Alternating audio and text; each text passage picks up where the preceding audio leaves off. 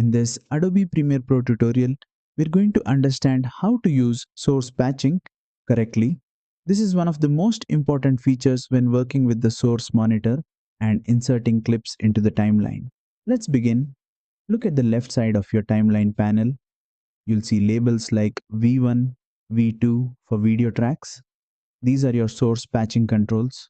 Now, here's how it works. When you load a clip into the source monitor and press Insert or Overwrite, Premiere uses these source patching options to decide where the clip should go in the timeline.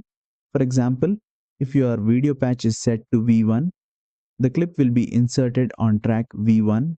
If you move it to V2, the clip will go to V2 instead. You can also drag these patches up or down to quickly change the destination track. This makes your editing workflow much faster and more precise. And that's it. You now know how to use source patching for accurate inserts and overwrites in Adobe Premiere Pro.